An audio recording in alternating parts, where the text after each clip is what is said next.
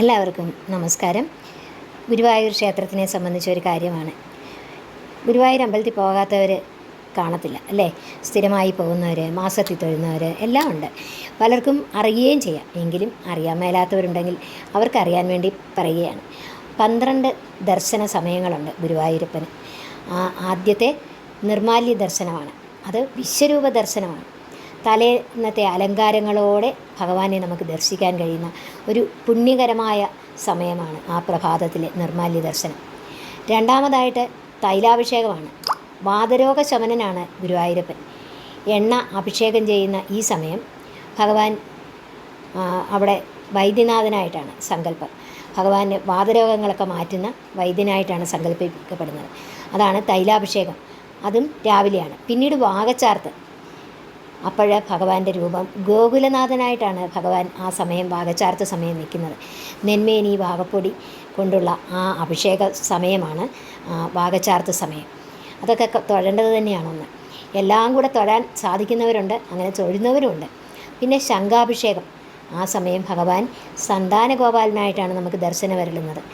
ആ ഉണ്ണിക്കണ്ണനെ ഒന്ന് കാണേണ്ടത് തന്നെയാണ് ആ സന്താനഗോപാലൻ. പിന്നെ ഉഷപൂജയ്ക്കോ ഗോപികാനാഥനായിട്ടാണ്. അന്നേരം ഇപ്പോൾ ഗോപികമാരോടൊത്തുള്ള ആ കൃഷ്ണനെയാണ് നമുക്ക് കാണാൻ കഴിയുന്നത്. ഇതൊക്കെ രാവിലെയുള്ള പൂജാ സമയമാണ്, ഉഷപൂജയൊക്കെ. പിന്നെ പാല് മുതലായ അഭിഷേക സമയമുണ്ട്. ആ സമയവും രാവിലെയാണ്. യശോദാപാലനായിട്ട്, ആ ഉണ്ണിക്കണ്ണനായിട്ടാണ് ആ പാലഭിഷേകം നടക്കുമ്പോൾ ഉണ്ണിക്കണ്ണൻ്റെ ഭാവം അങ്ങനെയാണ്. അമ്മയുടെ അടുക്കൽ ആ പാലിന് കൊഞ്ചുന്ന ഉണ്ണിക്കണ്ണൻ, ആ ഉണ്ണിക്കണ്ണനെയാണ് ആ അഭിഷേക സമയം നമുക്ക് കാണാൻ കഴിയുന്നത്, പാലഭിഷേകം സമയത്ത്. പിന്നെ നവകാഭിഷേകമുണ്ട്. അതോ വനമാലാകൃഷ്ണനായിട്ടാണ്.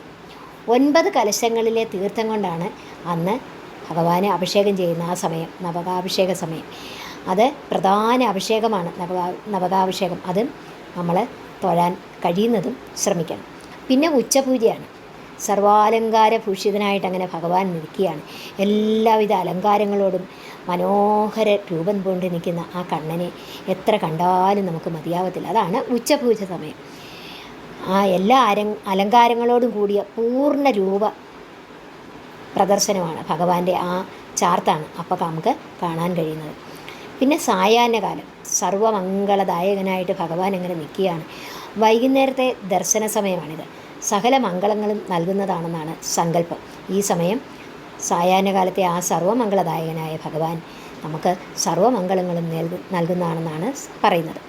പിന്നെ ദീപാരാധനയ്ക്ക്. അപ്പോൾ ഭഗവാൻ എന്ത് രൂപമാണെന്നറിയാം? മോഹന സുന്ദരനാണെന്ന്. ആ സമയത്ത് ദീപാരാധന സമയത്ത് നമ്മുടെ ഉണ്ണിക്കണ്ണൻ മോഹന സുന്ദരനായിട്ടങ്ങനെ അതിമനോഹരമായ രൂപത്തിൽ ആ ചുറ്റുമുള്ള ആ ദീപങ്ങളുടെ പ്രഭയിലങ്ങനെ അത്ര സുന്ദരനായിട്ട് നിൽക്കുകയാണ്. അതും ഒന്ന് കാണേണ്ടത് തന്നെയാണ്. പിന്നെ അത്താഴപൂജ. അത്താഴപൂജയ്ക്ക് എന്തുവാ? വൃന്ദാവനചരനാണ്. അത്താഴപൂജയിൽ ഭഗവാൻ വൃന്ദാവനചരനായിട്ടാണ് നിൽക്കുന്നത്.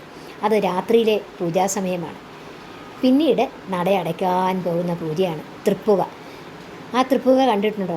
ഭഗവാന് ഈ മരുന്നുകളുടെ എല്ലാം ശേഖരിച്ച് ഒരു വലിയ പാത്രത്തിൽ ചൂട് നമ്മൾ കണ്ടിട്ടില്ലേ? നമ്മൾ ചെയ്യാറില്ലേ അങ്ങനെ? ഈ എന്തെങ്കിലും വീട്ടിലൊക്കെ എന്തെങ്കിലും അഷ്ടഗന്ധമൊക്കെ പുകയ്ക്കത്തില്ലേ? അതുപോലെ ഭഗവാന് ആ തൃപ്പുകയുണ്ട് രാത്രിയിൽ. അത് കഴിഞ്ഞിട്ടാണ് ഭഗവാൻ അതുവരെയുള്ള ദോഷങ്ങളൊക്കെ തീർത്ത് ഭഗവാൻ സുഖമായിട്ട് ഉറങ്ങാൻ പോവുക. എല്ലാവരും ചെന്ന സങ്കടങ്ങളും പരാതികളും എല്ലാവരുടെയും ദുഃഖങ്ങളൊക്കെ പറഞ്ഞിരിക്കുകയല്ലേ, അതെല്ലാം കേട്ടിരിക്കുകയല്ലേ. ആ ഭഗവാന്റെ ദോഷങ്ങളൊക്കെ മാറി ആ തൃപ്പുകയ്ക്ക് ശേഷം അഷ്ടഗന്ധമൊക്കെ പുകച്ച് ഭഗവാൻ അങ്ങനെ അനന്ത ശയനത്തിന് പോകുന്ന സമയമാണ് തൃപ്പുകയ്ക്ക് ശേഷ ശയനൻ എന്ന് പറയും. ഈ സമയങ്ങൾ, ഈ 12 സമയങ്ങളും തൊഴാൻ സാധിക്കുന്നവർ വളരെ ഭാഗ്യവാന്മാരാണ്. പലർക്കും അങ്ങനെ സാധിക്കുകയും ചെയ്യും. എനിക്കും കുറച്ചൊക്കെ തൊഴാൻ സാധിച്ചിട്ടുണ്ട്. നിങ്ങൾക്കൊക്കെ സാധിക്കുമെങ്കിൽ ഒരിക്കൽ പോയി ഈ 12 ദർശനങ്ങളും തൊഴാൻ സാധിക്കുമെങ്കിൽ തൊഴണം. എല്ലാവർക്കും നമസ്കാരം. വീണ്ടും ഒരു വീഡിയോയുമായി കാണാം.